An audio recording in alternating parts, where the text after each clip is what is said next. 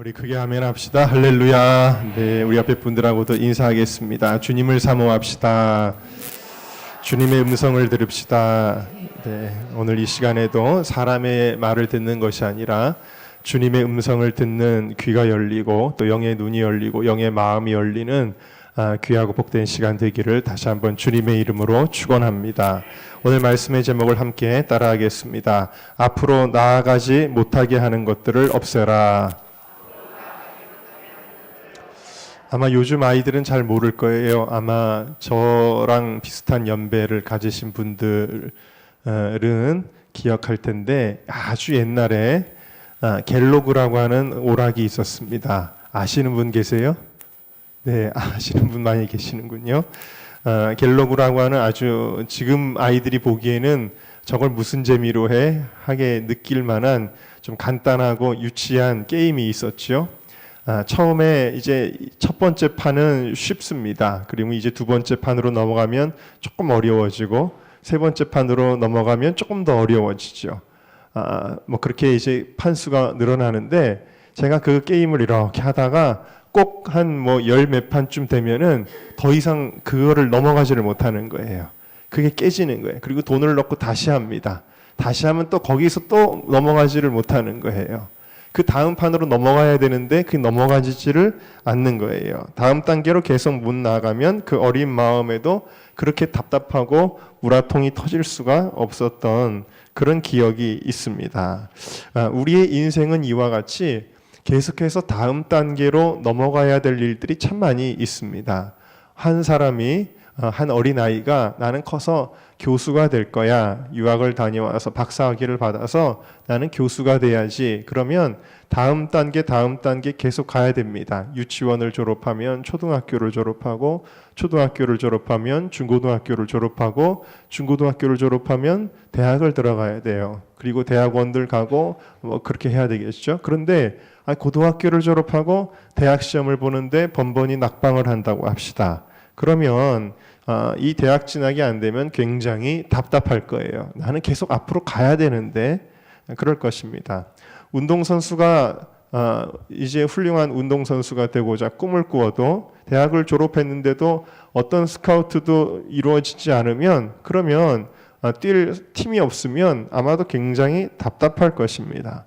사업을 하는 사람이 어떤 사업을 하려고 융자도 받고 건물도 임대하고 기기도 들여왔는데 만약에 사업 허가, 라이센스가 안 나오면 굉장히 답답할 것입니다. 인생의 모든 일들은 계속해서 다음 단계로 넘어가야 되는 것입니다.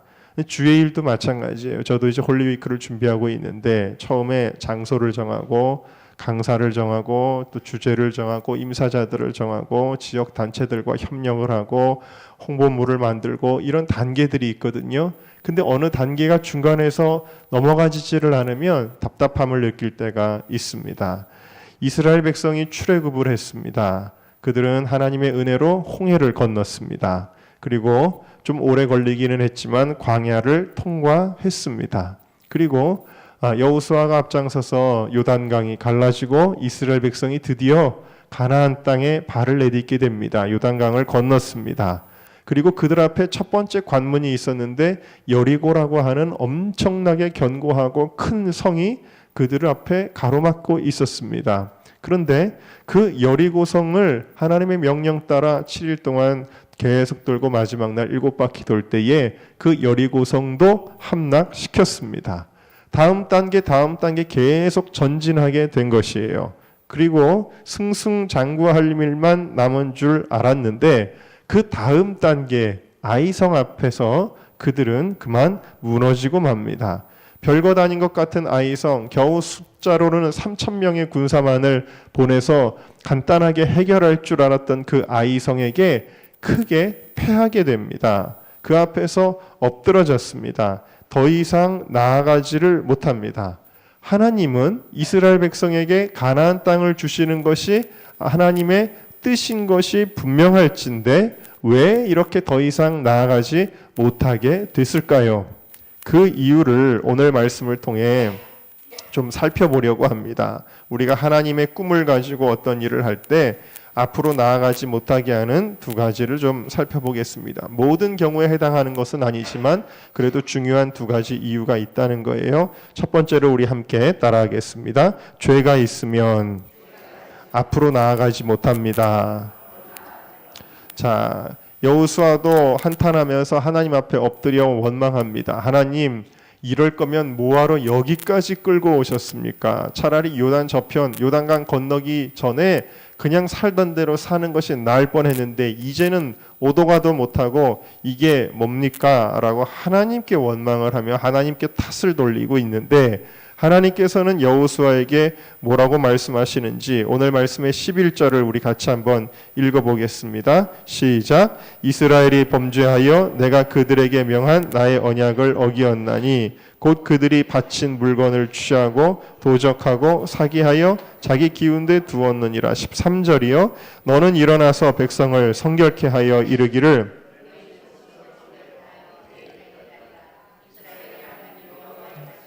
이스라엘아 너희 중에 바친 물건이 있나니 그 바친 물건을 너희 중에서 제하기 전에는 너희 대적을 당치 못하리라. 하나님이 여리고성을 무너뜨릴 때 여리고성 너무 쉽게 무너졌잖아요. 돌기만 했는데 무너졌는데 거기엔 조건이 있었습니다. 이 성이 무너질 때 여기 있는 거 전리품으로 하나도 취하지 말고 다 불태워서 하나님 앞에 전문적인 신학적인 용어로는 하렘이라 그러는데 하나님 앞에 다 번제물처럼 다 드리라는 거예요. 근데 막상 여리고가 무너지고 나니까 여호수아도 몰랐어요. 이스라엘 백성들도 몰랐어요. 그들 가운데 한 사람이 죄를 지었습니다. 욕심이 난 거예요. 그래서 노략물을 챙긴 겁니다. 좋은 옷까지 금덩어리, 은덩어리 이런 것들 보니까 챙기고 싶은 거예요. 그래서 자기 장막 밑에 몰래 숨겨 두었는데 이 죄는 보이지 않았습니다. 그런데 하나님은 보고 계셨습니다. 그래서 하나님이 더 이상 나아가지 못하게 막으신 거예요. 그리고 여호수아에게 너 나와 원망하지 말아라. 너희 가운데 죄가 있었기 때문이다 라고 말씀하셨습니다. 이스라엘이 더 이상 나가지 못한 원인이 죄였다라는 것이고요. 결국 그 아간의 죄를 적발하여 그를 죽이고 돌무더기로 묻어버렸을 때에야 하나님이 아이성을 무너뜨리고 다음을 향해 나아갈 수 있게 해 주셨습니다. 여러분 레위기에 가보면 정결법이라는 게 있습니다. 이것은 정결하고 이것은 부정하다 이런 것들을 구분해 놓은 것들인데 우리 한번 좀 찾아볼까요? 여기 여호수아는 찝어두시고요. 레위기 11장으로 한번 가보겠습니다. 레위기 11장 가보시면 여기 보면 정한 동물과 부정한 동물들을 구별해 놓은 것을 볼 수가 있어요. 그런데 몇 군데만 한번 보시면 27절 말씀 한번 같이 읽어볼까요? 시작. 내 발로 다니는 모든 짐승 중 발바닥으로 다니는 것은 다 내게 부정하니 그 주검을 만지는 자는 저녁까지 부정할 것이며 28절도 읽어볼까요? 그 주검을 옮기는 자는 그 옷을 빨지니 저녁까지 부정하니라. 그것들이 내게 부정하니라. 자, 이런 템포로 이런 스타일로 계속 말씀이 이어지고 있어요. 그래서 부정한 음식을 먹으면 저녁까지 부정하리라. 또 뒤에 보면 유출병에 대한 내용도 나오는데 유출병에 접촉하면 역시 저녁까지 부정하니라. 이런 식으로 나오고 있어요. 그 다음에 레위기 12장에 보면은 여자가 출산하고 나서 정결하게 되는 과정에 대해서 설명하고 있는데 아이를 낳거나 경도할 때는 저녁까지가 아니라 7일 동안 부정하니라.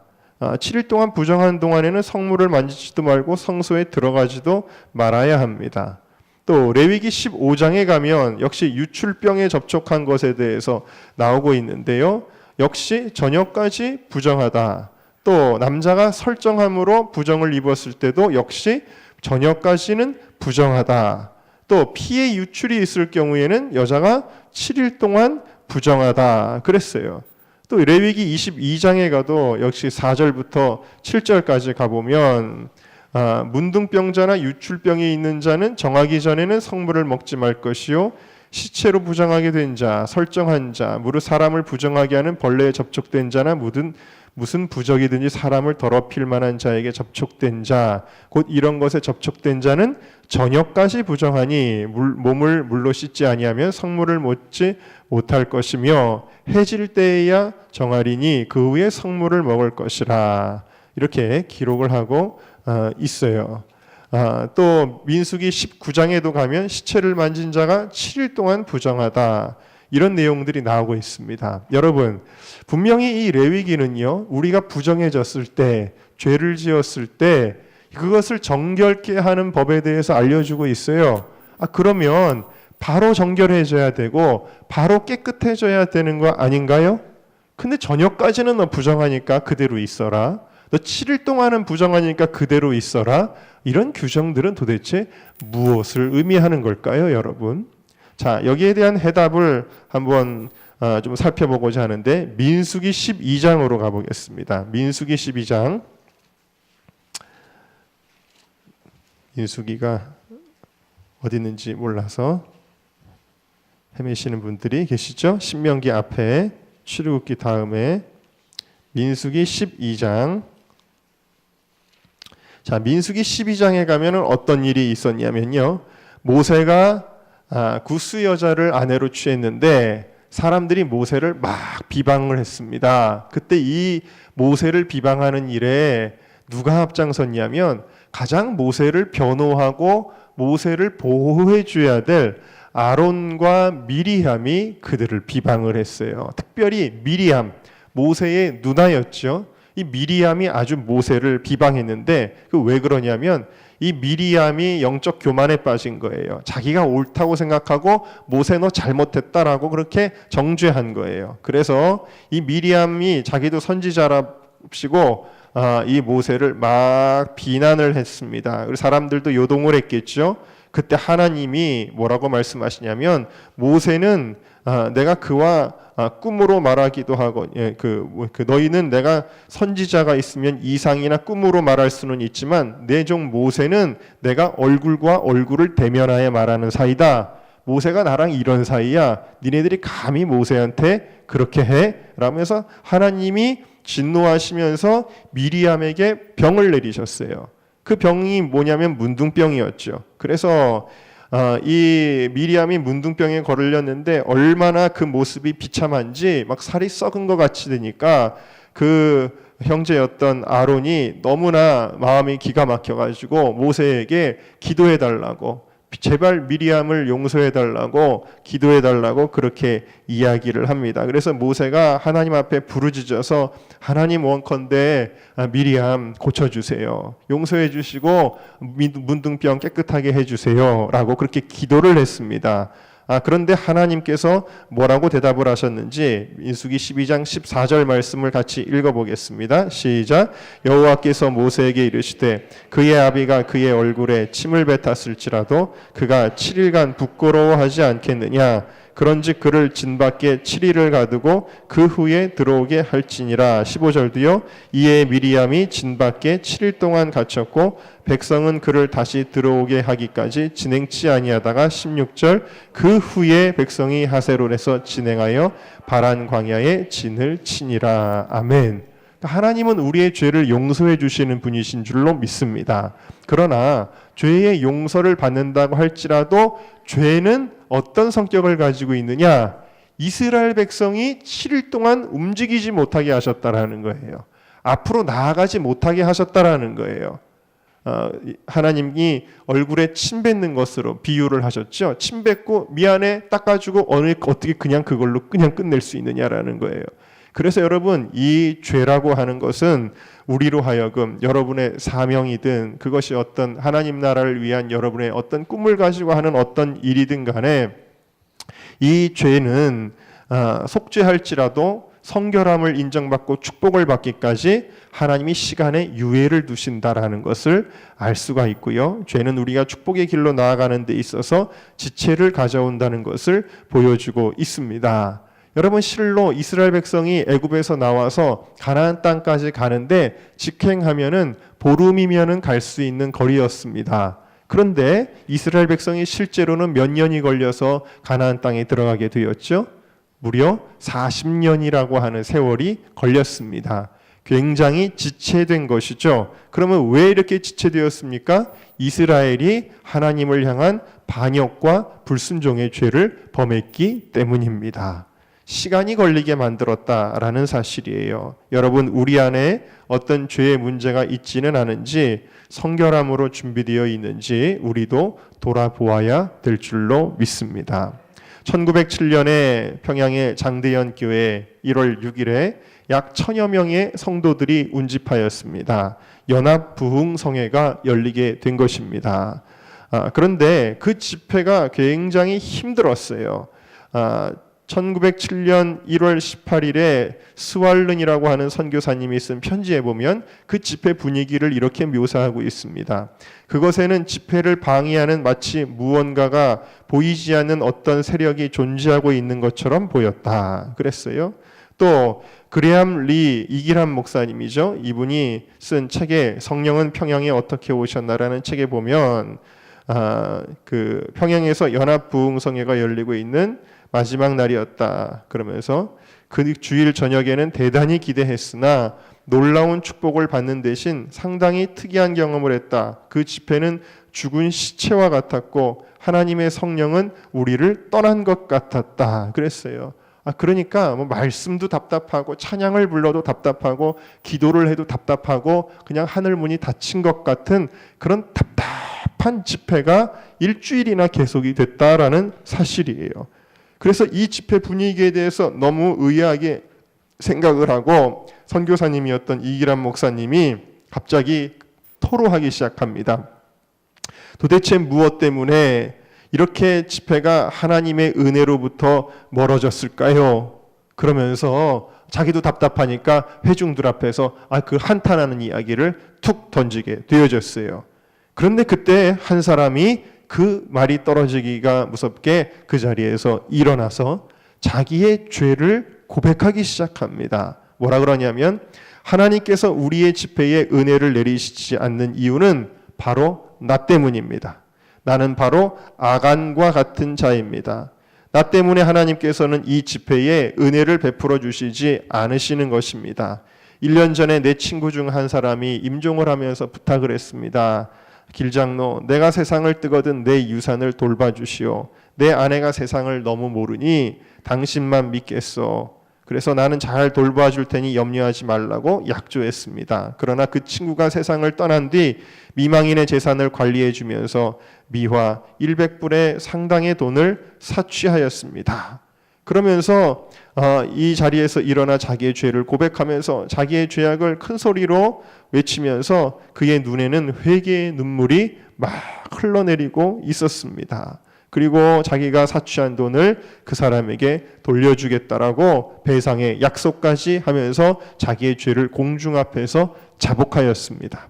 근데 이 고백을 들을 때 사람들이 우리 길장로님 평소에 존경했던 분인데 어떻게 그럴 수가 있지? 핀잔하는 것이 아니라 바로 그 순간 사람들도 회개의 마음이 열리기 시작합니다. 그래서 사람들이 자기의 죄를 다 연이어서 저도 죄인입니다. 장로님 무슨 말씀입니까? 제가 죄인입니다. 그러면서 어떤 사람은 일어나 아내를 괴롭혔던 죄, 때렸던 죄를 회개하고 아내 몰래 다른 집안 살림을 차렸던 죄를 회개하고 때로는 사람을 죽인 사람도 자기의 죄를 회개하고 도박하고 술 취하고 방탕하고 했던 모든 죄들을 사람들이 다 일어나서 아닙니다. 내가 죄인입니다. 내가 죄인입니다. 그러면서 하나님 앞에 마치 여러분 조개를 잡으면 조개를 잡은 다음에 뭘 하죠? 해감인가? 그걸 하죠. 막 조개가 품고 있는 그 모래덩어리를 다 쏟아놔야 그 조개를 우리가 요리해서 먹을 수가 있잖아요. 마치 사람들이 자기의 죄를 다 쏟아부은 겁니다. 그 죄들이 회개의 눈물과 함께 쏟아부어졌을 때 주님의 보혈이 그들의 죄를 씻어주었을 때 놀라운 역사가 일어나는데 하늘로서 성령님이 임하게 되신 것입니다. 그것이 그 유명한 1907년에 평양 대부흥 운동의 시작이었다라는 것을 여러분들이 믿으시기를 주님의 이름으로 축원합니다. 여러분, 죄는 우리가 앞으로 나아가지 못하게 해요. 왜 이렇게 안 나갈까 할 때 제일 먼저 아간의 죄와 같이 나도 모르고 있던 죄가 우리 안에 있지 않은지 돌아볼 수 있기를 예수님의 이름으로 축원합니다. 자, 두 번째로 우리 함께 따라하겠습니다. 두려움이 있으면 앞으로 나아가지 못합니다. 오늘 말씀 다시 여호수아 몇 장이었죠? 7장인가요? 네. 네, 여호수아 7장 우리 5절부터 보도록 하겠습니다. 여호수아 7장 5절 같이 한번 읽겠습니다. 시작. 아이 사람이 그들의 36인쯤 죽이고 성문 앞에서부터 스바림까지 쫓아와서 내려가는 비탈에서 쳤으므로 백성이 마음이 녹아 물같이 된지라. 성경에서는요, 아주 사람들이 정말 완전히 두려움에 휩싸이고 낙심에 휩싸일 때 표현을 마음이 녹아 물같이 된다라고 표현해요. 이게 성경의 관용구입니다. 그러니까 굉장히 어느 정도 조금 걱정이야 이런 정도가 아니라 이거는 굉장히 완전히 무너진 상태를 마음이 녹아 물같이 되었다라고 그렇게 표현을 하고 있어요. 또 백성들만 그렇게 한 게 아니라 6절과 7절에 보면 여호수아조차도 굉장히 두려움에 사로잡혀 있고 낙심해 있는 것을 볼 수가 있습니다. 아이성 전쟁에서 패한 후 그 모든 어려움을 다 겪었던 이 이스라엘이 웬일인지 엄청난 두려움에 쌓여 있음을 알 수가 있습니다. 아마도 이 아이성도 못 이기는 게 우리들이었구나. 여리고는 우리의 힘으로 넘어뜨린 게 아니니까 더더군다나 그런 생각을 했겠죠. 큰일 났다. 이제 우리는 여호수아가 뭐라 그랬냐면 이제 저 가나안 거민들이 우리를 둘러싸서 우리 다 죽일 것 같습니다. 그 큰 걱정과 근심과 두려움이 엄습한 건데 그게 영적으로 엄습하는 거예요. 그냥 어떤 감정이 아니라 사단이 그런 영적인 두려움의 영들을 막 그들의 백성들 가운데 엄습하게 하신 겁니다. 그러니까 견디지를 못하는 거예요. 그래서 더 이상 다시 진군할 용기를 상실했다라는 것을 의미합니다. 여러분, 사단은 이것을 노립니다. 현실적인 어려움을 통해서 우리에게 엄청난 두려움을 마귀가 우리의 마음속에 넣어줄 때가 있습니다. 여러분, 두려움에도 긍정적인 두려움은 있습니다. 죄에 대하여 두려워한다든지 또 하나님의 심판에 대하여 두려워하는 것은 오히려 구원을 낳는 근심이다라고 사도 바울이 표현을 했죠. 그러나 그런 두려움 말고 나머지 모든 이 생에서 겪는 두려움들은 하나님께로부터 오는 것이 아닙니다. 그것은 마귀에게 속한 것입니다. 애초에 하나님이 요단강을 건너기 전에 여호수아에게 뭐라고 말씀을 하셨을까요? 자, 좀 찾아볼까요? 여호수아 1장으로 하겠습니다. 여호수아 1장. 네. 민수기 다음에 있죠? 네. 여호수아 1장. 자, 여호수아 1장 7절. 여호수아 1장 7절을 같이 읽겠습니다. 시작. 오직 너는 마음을 강하게 하고 극히 담대히 하여 나의 종 모세가 내게 명한 율법을 다 지켜 행하고 좌로나 우로나 치우치지 말라. 그리하면 어디로 가든지 형통하리니. 자, 하나님이 마음을 강하게 먹으라 그랬어요. 또 극히 담대히 하라 그랬어요. 담대히도 아니고 극히 담대히 하라 그랬어요. 여러분, 마음을 강하게 먹으시기를 바랍니다. 극히 담대하시기를 바랍니다. 자, 9절도 읽어볼까요? 시작. 내가 내게 명한 것이 아니냐? 마음을 강하게 하고 담대히 하라. 두려워 말며 놀라지 말라. 네가 어디로 가든지 네 하나님 여호와가 너와 함께 하느니라 하시니라. 할렐루야. 여러분, 왜 이렇게 극히 담대히 할 수 있으며 두려워하지 않고 놀라지 않을 수 있을까요? 그것은 내가 너와 함께 하겠다라는 주님의 음성 때문입니다. 여러분, 이 음성을 들을 수 있기를 주님의 이름으로 축원합니다. 이스라엘 백성이 40년의 광야 생활을 마치고 가나안 땅을 들어가기 위해 10명의 정탐꾼을 보냈죠. 그런데 그 10명의 12명의 정탐꾼을 보냈는데 그 중에 10명의 정탐꾼은 뭐라고 그 땅을 악평하냐면 그들은 우리보다 강합니다. 그들은 땅을 삼키는 땅입니다. 그들은 키가 우리보다 훨씬 큽니다. 우리는 그들 앞에 메뚜기 같습니다. 그렇게 이야기를 해요. 그 이야기를 듣고 나서 백성들이 어떤 반응을 보였다라고 민수기 14장 1절에 나와 있냐면 온 회중이 소리를 높여 부르짖으며 밤새도록 백성이 곡하였더라 그랬어요. 울었다는 거예요. 근데 곡하였더라. 곡은 언제 하는 거죠? 사람이 죽으면 하는 게 곡이거든요. 그러니까 여러분 우리가 눈물로 기도할 때 회개의 눈물을 흘린다든지 주님의 은혜에 대한 감격의 눈물을 흘린다든지 혹은 너무 간절한 눈물, 예를 들면 북한 동포들을 생각할 때, 안 믿는 식구들을 생각할 때 그런 어떤 간절한 눈물을 흘린다든지 그런 눈물을 하나님이 기뻐하세요. 그런데 지금 이 눈물은 하나님이 전혀 안 기뻐하셨어요. 여러분 울면서 기도한다고 다 좋은 기도가 아니라는 거예요. 왜 이 기도는 하나님이 안 기뻐하시느냐? 이건 하나님을 불신하는 두려움과 낙심 그리고 원망의 눈물이었기 때문입니다.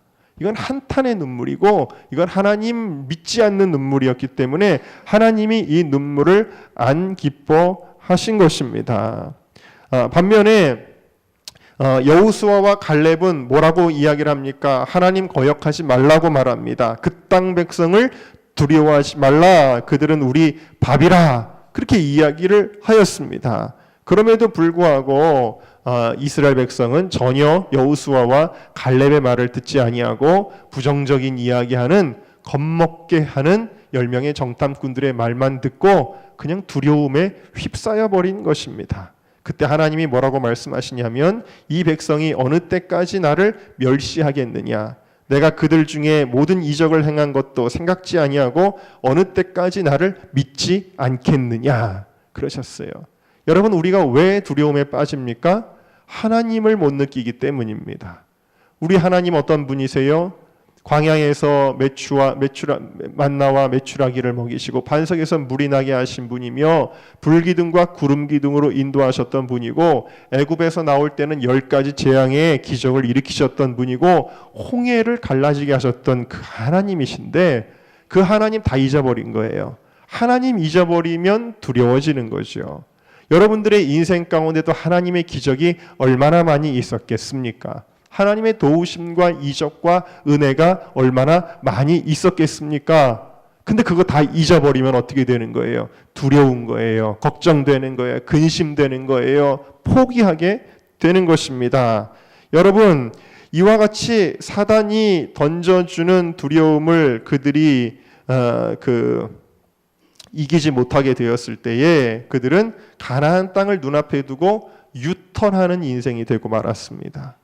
우리가 앞으로 나아가지 못하도록 사단은 우리 마음속에 두려움의 화살을 쏘아댑니다.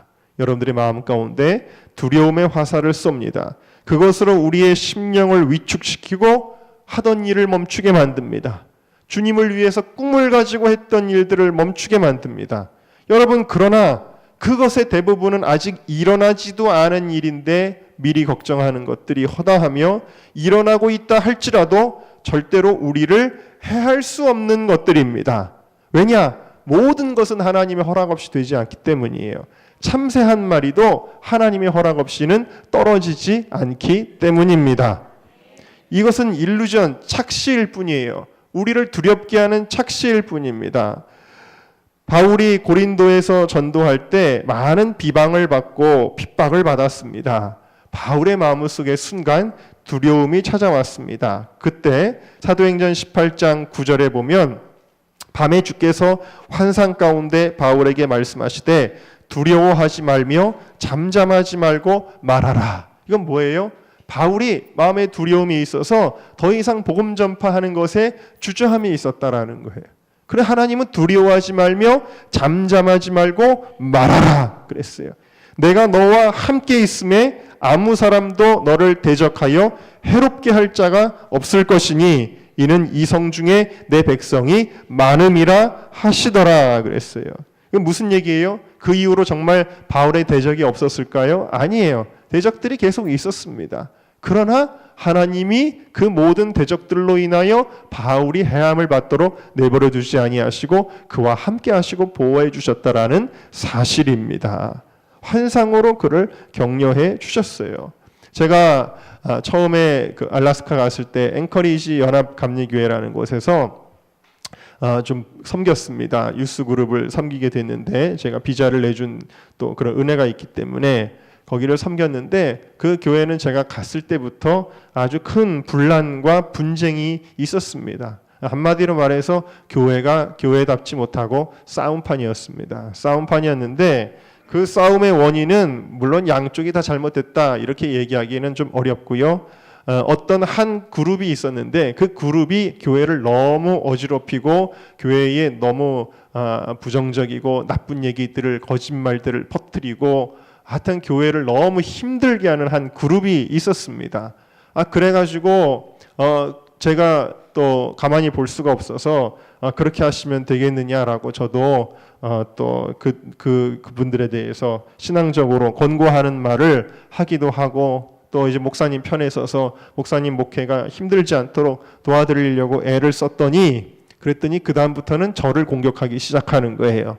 말도 안 되는 것들을 막 만들어가지고 공격하기 시작하는데 마음이 좀 힘들더라고요. 힘든데 그러던 중에 꿈을 꿨습니다. 꿈을 꿨는데 개들이 저를 막 공격을 하는 거예요. 개들이 공격하는데 여러분 성경에서 여러분들이 집에서 키우는 애완견은 너무 이쁘고 사랑스럽겠지만 성경에서는 개가 뭘로 나오냐면 되게 악한 것, 더러운 것으로 개가 나옵니다. 개는 그런 동물이에요. 꿈에 개가 나왔다 그러면 이게 그렇게 좋은 거는 아닙니다. 근데 개가 막 공격을 하는 거예요. 막 공격을 하니까 무섭잖아요. 무서운데 가만히 보니까 저는 어디 있냐면 차 안에 있어요. 차 안에 있고 차는 당연히 뭐가 씌워져 있어요? 유리가 씌워져 있잖아요. 그리고 그 유리 바깥에서 이 개들이 저를 공격하는 거예요. 막 으르렁거리며 장단이라도 잡아먹을 것 같아. 근데 유리가 막고 있다라는 거를 인식한 이후에는 무서워요, 안 무서워요? 안 무섭더라고요. 이놈들이 나를 잡아먹을 듯이 이러지만 나를 해하지 못하는구나. 그리고는 꿈에서 딱 깼어요. 그리고 제게 바로 깨달음이 왔습니다. 사단이 나를 공격할 때 무섭게 느껴질 수는 있지만 너를 실제로 해하는 것이 아니다. 왜? 예수 그리스도의 방패막이 나를 보호하고 있기 때문이다라는 깨달음이 오게 되었습니다.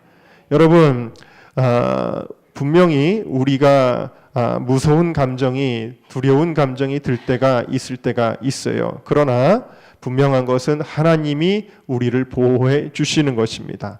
이사야 43장에 보면 두려워 말라 내가 너를 구속하였고 내가 너를 지명하여 불렀나니 너는 내 것이라. 하나님의 것인데 하나님의 것을 어떻게 취급하시는가? 네가 물 가운데로 지날 때에 내가 함께 할 것이라. 강을 건널 때에 물이 너를 침몰치 못할 것이며 네가 불 가운데로 행할 때에 타지도 아니할 것이요 불꽃이 너를 사르지도 못하리니 그랬어요. 이건 무슨 얘기예요? 여러분, 예수 믿는 사람은 물 만날 일 없는 게 아니에요. 예수 믿는 사람은 불 만날 일이 없는 것이 아니에요. 예수 믿는 사람이 오히려 더 물 가운데로 지나가야 될 때도 많고 불 가운데로 지나가야 될 때도 많다는 거예요. 그러나 그 침몰거리는 물 때문에 두려워할 것 없고 그 이글거리는 불 때문에 무서워할 것이 없다라는 것입니다. 왜? 내가 함께하기 때문에 그 물이 너를 침몰치 못할 것이며 내가 함께하기 때문에 그 불이 너를 사르지 못할 것이다. 할렐루야. 믿으시면 아멘 하시기를 바랍니다.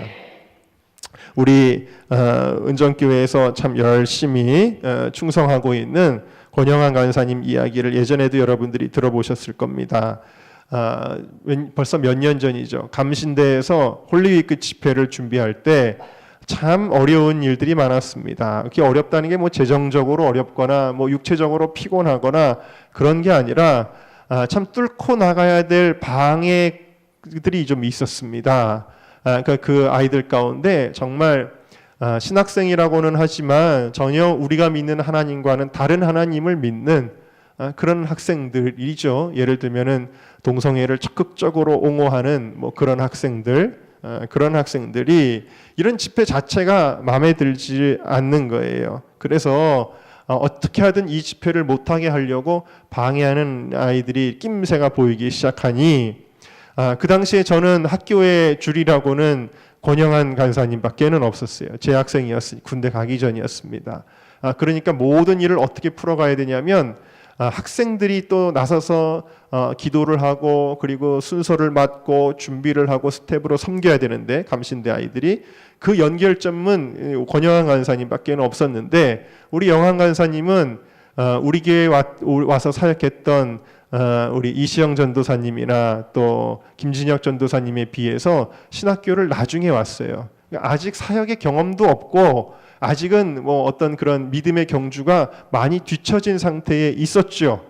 그런 상태에 있었는데 그래도 제가 영한 간사밖에는 없었기 때문에 우리 권영한 간사님한테 이제 네가 이렇게 해야 된다. 너에게 사명이 있다.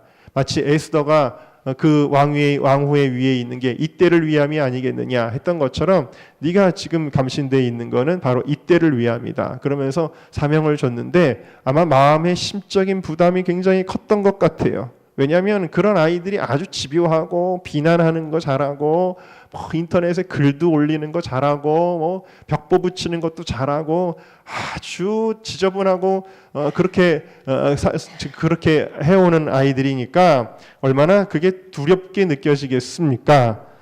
그런데 이제 영한 간사가 그래도 순종하는 마음으로 열심히 뛰면서 하는데 그런데 기도를 처음에 그 일을 하기 전에 기도를 하는데 제가 우리 권영 간사님이 해야 더 정확할 텐데 하여튼 기도를 하는데 마음의 걱정과 부담이 많았나 봐요.